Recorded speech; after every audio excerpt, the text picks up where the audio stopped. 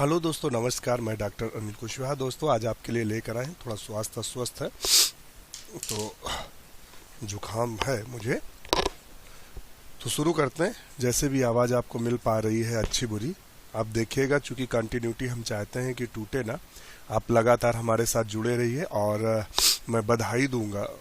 दो हमारे दर्शक क्या दर्शिका हैं दोनों, और दोनों लोगों ने असिस्टेंट प्रोफेसर का एग्ज़ाम क्वालिफाई किया है और उन्होंने मैसेज भी छोड़ा है। वो मैसेज भी आपको दिखा देते हैं।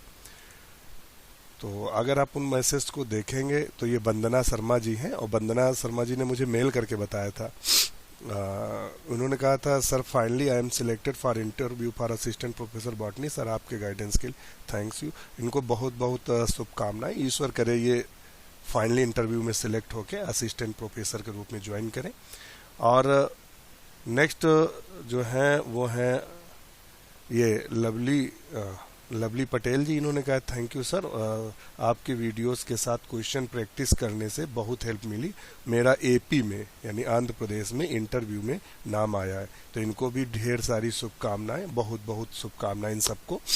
और अच्छा लगता है जब कोई कमेंट्स करता है इस तरह का कि हाँ, मतलब एक भी हमारी वजह से अगर एक भी क्वेश्चन उनका सही होता है तो मुझे बहुत अच्छा लगता है कि चलो कुछ तो कहीं ना कहीं हम लोग सार्थक हो रहे हैं अपने लिए। और कई लोग टीजीटी एलटी में क्रॉस हुए थे, पीजीटी में क्रॉस हुए थे, तो जब लोग कमेंट्स करते हैं बहुत अच्छा लगता है। और इन दोनों लोगों को ढेर सारी शुभकामनाएं, और ईश्वर से हम कामना करते हैं कि इन दोनों लोगों का फाइनली इंटरव्यू में फाइनल हो और दोनों लोग सिलेक्ट हों और अपना जॉब लें। तो शुरू करते हैं वीडियो आज का। आज हम जो चर्चा करने वाले हैं, हमारा वीडियो का नाम होगा 1999 अपॉन यानी 99/1 ऐसे चलेगा। 120 क्वेश्चन है और बॉटनी स्पेशल चला रहे हैं। बॉटनी स्पेशल इसलिए भी चला रहे हैं कि बॉटनी थोड़ा सा ख़त्म कर लें, फिर जूलॉजी बात करेंगे।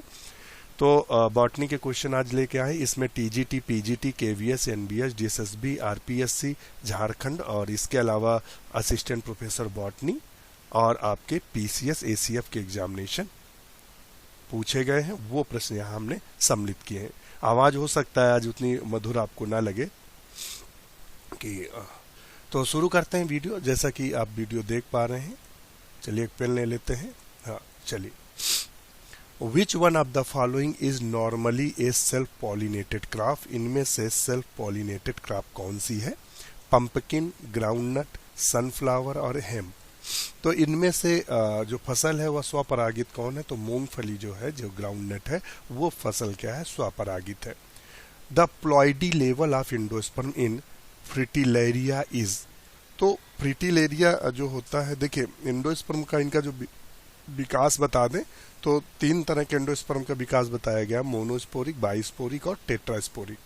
तो फ्रिटिलेरिया टेट्रास्पोरिक होता है। और चूंकि यहाँ क्वेश्चन उसने प्लॉइडी लेवल से पूछा है तो इसका सही आंसर क्या होगा? वो होगा पेंटेलॉइड। क्या होगा? पेंटेलॉइड, पंचगुणित। फ्रिटिलेरिया में भ्रूण कोश का गुणन प्लॉइडी स्तर होता है, पंचगुणित होता है। तो ये आप देखेंगे। The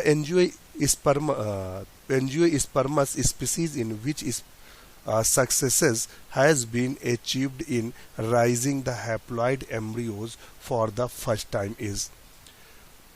पुष्पी पादपों में वह जाति जिसमें प्रथम अगुणित भ्रूण उत्पन्न करने में सफलता प्राप्त की गई थी, तो वो कौन सा था? तो वो था, बताएंगे, तो धतूरा था।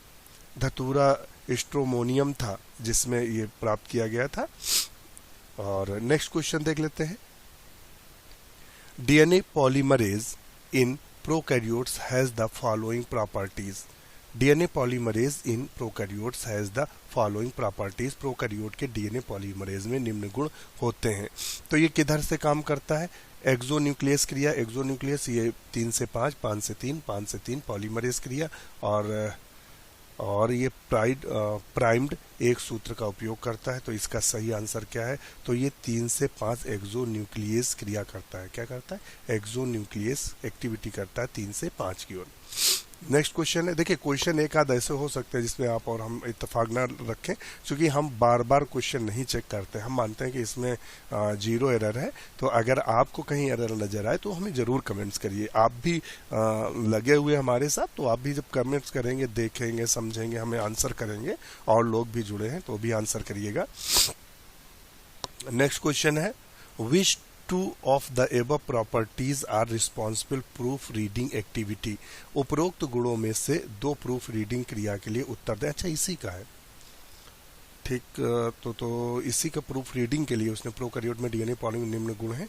अच्छा, इसने वो पूछा हुआ है तो इसीलिए हमने फर्स्ट का लगाया और तो बकाया पढ़े ही नहीं। तो इसमें से ए भी आएगा और इसका ए नंबर ही सही इसका भी होगा, तो ये ए होगा। ये 5-3 पॉलीमरेज एक्टिविटी, ध्यान रखिएगा। तो इसका जो आंसर होगा वो ए नंबर ही सही होगा। नेक्स्ट क्वेश्चन है, बिना युग्मक संलयन के भ्रूण विकास की विधि कहलाती है। The process through which an embryo is formed without involving gametic fusion is called. तो उसे हम क्या बोलते हैं? बिना गैमेटिक फ्यूजन के अगर बनता है एम्ब्रियो तो उसे क्या बोलते हैं, बताएं आप। तो क्वेश्चन नंबर 5 का सही आंसर क्या होगा? तो आंसर होगा सी नंबर, एपोगैमी। क्या होगा? एपोगैमी। इसमें क्या होता है? Development of embryo directly from the gamete without fusion in apogamy. Development are gametophyte sporophyte without undergoing reduction division is known as the apospory. तो समझ गए? तो इसका आंसर क्या होगा? एपोगैमी होगा।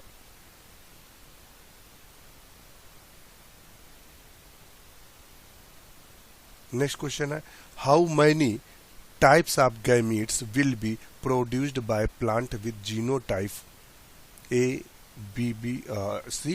तो ये हेट्रोजाइगस एक बीच में जीन्स है, तो इसमें से कह रहा जीनोटाइप वाले पौधों में कितने प्रकार के युग्मक बनेंगे।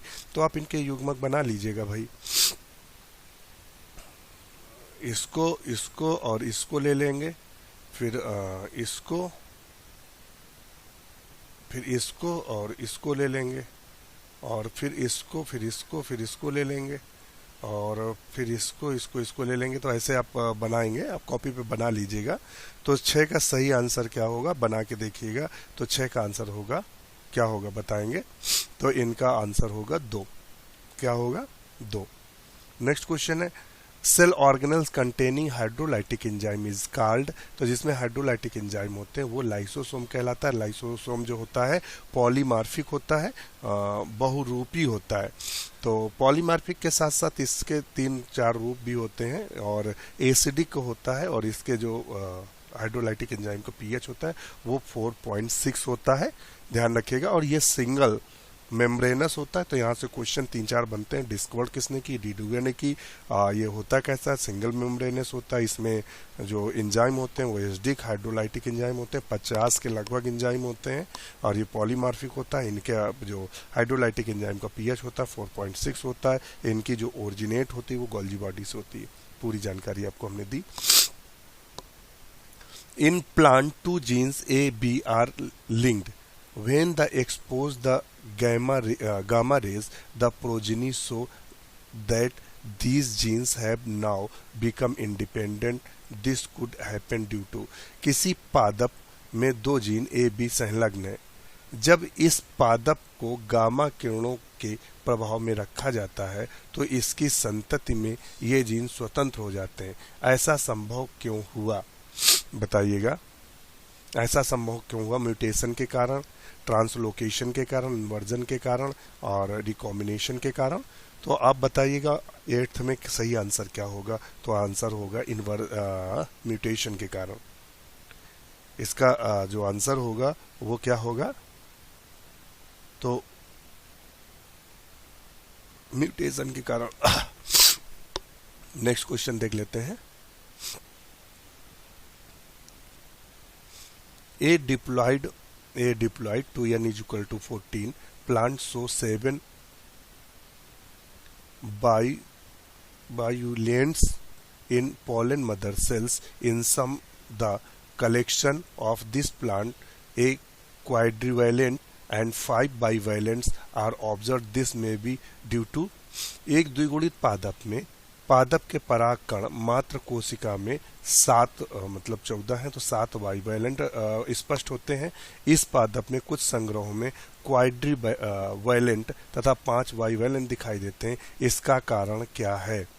तो इसका कारण, बहुत अच्छा क्वेश्चन है, ये झुमाने वाला है, असिस्टेंट प्रोफेसर और पीसीएस की लेवल का क्वेश्चन है, ध्यान रखिएगा, ये उन्हीं परीक्षाओं में पूछा गया क्वेश्चन है।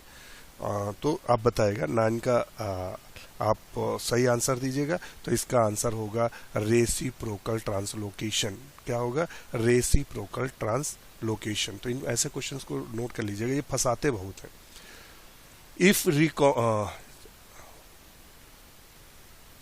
If recombination percentage is 10, the distance between concerned gene on chromosome in map units will be।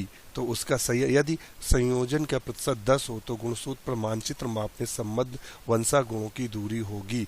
तो कितनी दूरी होगी? तो ऑप्शन आप 10 का हमें स्पष्ट करिएगा। तो 10 में ऑप्शन क्या होगा? वही 10 ही होगा। यहाँ 20 होता तो 20 होगा। तो ऐसे क्वेश्चन भी फंसा देता है। Which of the following is not membrane bound? इनमें से निम्न में कौन झिल्ली आबद्ध नहीं होता है? तो आप बताइएगा लाइसोसोम, पेरोक्सीसोम, राइबोसोम, स्पिरोसोम। तो इसका सही आंसर क्या है? 11th का ऑप्शन सही है सी। क्या होगा? राइबोसोम। क्या होगा? Ribosome. The membrane enclosing cell vacuole is known. कोशिका की रिक्तिकाओं का आवरण करने वाली झिल्ली कहलाती है। तो बताइएगा तो क्या कहलाती है? तो वो प्लाज्मा लेमा कहलाती है। क्या कहलाती है? 12 का सही आंसर बताइएगा। तो वो क्या कहलाएगी? The membranous enclosing cell vacuoles. इन सेल वैक्यूल्स क्या कह रहा है? रिक्तिकाओं का आवरण करने वाली झिल्ली। तो टोनोप्लास्ट कहलाती है। क्या कहलाती है? टोनोप्लास्ट। ये कहलाएगा टोनोप्लास्ट। ध्यान रखिएगा, ऑप्शन इसका बी सही होगा। In which the following DNA is not present? बताइएगा माइटोकाइंड्रिया में है, न्यूक्लियस में है, क्लोरोप्लास्ट में है। तो इसका सही आंसर होगा पेरोक्सीसोम में डीएनए नहीं पाया जाता है।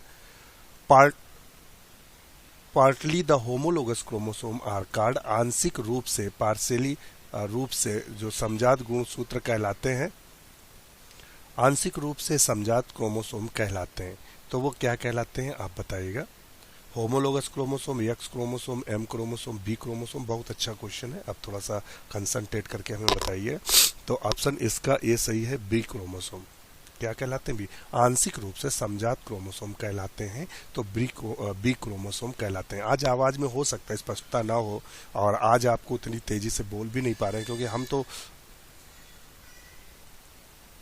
नेक्स्ट क्वेश्चन है, the spindle apparatus is made up of. Spindle apparatus जो बना होता है वो किससे बना होता है? तो वो बना होता है माइक्रोट्यूब्यूल से। तो 15 का सही आंसर क्या होगा? C, microtubules. Arrest of the mitosis at metaphase in a diploid leads to. तो बताइएगा, वो इन्होंने कहा अरेस्ट, किसी द्विगुणित में सूत्री विभाजन मध्यावस्था में रुकावट उत्पन्न होने से कोशिका कैसी हो जाएगी? बताइएगा तो कैसी हो जाएगी? 16 का ऑप्शन क्या सही होगा? तो 16 का होगा ए, टेट्राप्लॉइड हो जाएगी। क्या हो जाएगी? टेट्राप्लॉइड हो जाएगी। नेक्स्ट क्वेश्चन है, इन 3 पॉइंट्स टेस्ट क्रॉस ये दिया हुआ है। Instead of 8 classes only following 6 classes were obtain ABC। ये दिया हुआ, पढ़ लीजिएगा। What will be the order of the gene? एक 3 बिंदु परीक्षण में 8 वर्गों के स्थान पर केवल निम्न 6 वर्ग ही पाए गए। जीनों का क्रम ये दिया हुआ है, क्या होगा? तो आप बताएगा। कैसे? Mapping not possible, ABC, BCA और BAC। तो इसका सही आंसर बताइएगा 17 का। ये असिस्टेंट प्रोफेसर में पूछा गया क्वेश्चन है। तो 17 का सही आंसर होगा मैपिंग इज नॉट पॉसिबल। ये the direction of DNA replication is. जो डीएनए रेप्लिकेशन का डायरेक्शन होता है वो किधर की ओर होता है? 5 से 3 की ओर या 3 से 5 की ओर? इनमें दोनों में से कौन सही है? बताएगा। तो 18 का जो सही आंसर होगा वो क्या होगा? C, the direction of DNA replication is. तो वो उसने दिया है एनी डायरेक्शन। ध्यान रखिएगा, वो किसी भी तरफ हो सकता है। और जब आप ओकाजाकी वाला देखेंगे, ये वाला तो ये इधर भी चलता है और इधर भी चलता है, एक तरफ खंडों में बंटता है और एक तरफ बिना खंडों के बंटता है। तो ये है। तो 18 का सही आंसर क्या होगा? तो 18 का सही आंसर आप बताएं। अभी तो हमने बताया आपको, सी है, any direction. The role of the nucleus in heredity was at first dominated by. आनुवांशिकता में केंद्रक की भूमिका प्रथम दर्शाई गई थी, किसके द्वारा दर्शाई गई थी बताएंगे। तो वो 19 का सही आंसर करिएगा, तो वो था बी, मैक्स हैमरलिंग के द्वारा। नेक्स्ट क्वेश्चन है, which of the following Indian scientist is known as his research work DNA fingerprinting. तो वो कौन से हैं? तो लालजी सिंह है। कौन से हैं? लालजी सिंह हैं, फादर ऑफ इंडियन फिंगरप्रिंटिंग के नाम से जाने जाते हैं। ध्यान रखिए, जो जिसके नाम से लाल पैथोलॉजी है ना, लाल पैथोलॉजी के नाम से, तो इन्हीं के है लाल पैथोलॉजी। नेक्स्ट क्वेश्चन है, सिस्टोन रिफर्स टू। तो सिस्टोन क्या होता है? फंक्शनल यूनिट ऑफ जीन या रिकॉम्बिनेशन। तो वो रिकॉन होता है, म्यूटॉन होता है। तो इसका ऑप्शन सही होगा ए नंबर। 21 का जो सही होगा वो क्या होगा? 21 का, रुकिएगा, रिकॉन, म्यूटॉन, सिस्टोन। तो उसका ऑप्शन ए सही होगा। सिस्टोन क्या होता है? जिन कैर शैली की इकाई है। और रिकॉन एक होता है, म्यूटॉन होता है और सिस्टोन होता है। तो सिस्टोन का तो फंक्शन यूनिट ऑफ जीन। 21 का जो सही आंसर होगा वो ए होगा। अब बताएंगे।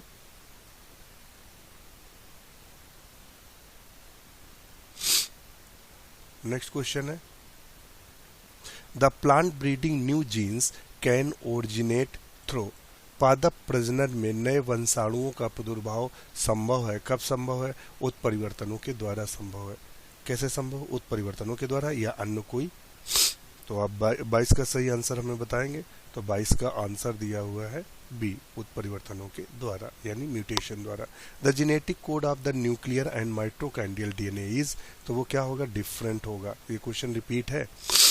What will be the phenotype ratio is the, उन्होंने दिया हुआ ये और ये, इनका क्रॉस कराओ, फिनोटाइप रेशियो क्या होगा? तो आप बताएं इनका फिनोटाइप रेशियो क्या होगा। तो 24 का जो सही आंसर होगा वो क्या होगा? वो होगा ए। 9331। नेक्स्ट क्वेश्चन है, the tetraploid four n female plant is crossed with two n male. अच्छा, फोरियन और ये टूयन से कर रहा है। What will be the number of the chromosome will endosperm of the progeny. Progeny के एंडोस्पर्म में क्या स्थित होगी? कैसा टेट्राप्लॉइड स्त्री पौधा डिप्लॉइड नर पौधा संकरण कराया जाता है तो संतति के भ्रूण कोश में गुणसूत्रों की संख्या क्या होगी?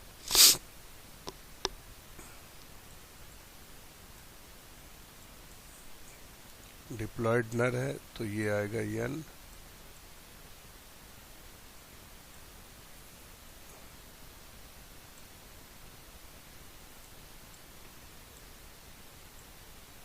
तो क्या होगा इसका आंसर आप बताइएगा।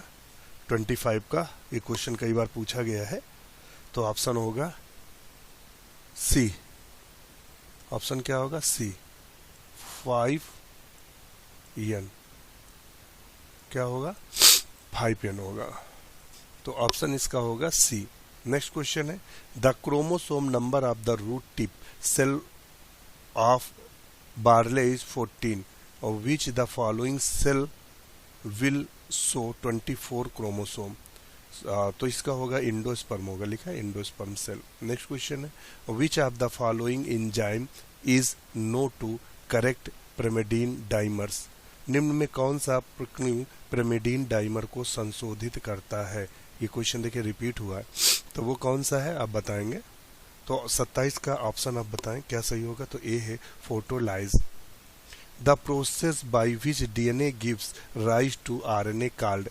डीएनए द्वारा आरएनए निर्माण की क्रिया कहलाती है। डीएनए द्वारा आरएनए निर्माण की क्रिया तो ट्रांसक्रिप्शन कहलाती है। कहीं दिया है ट्रांसक्रिप्शन, डी सही है।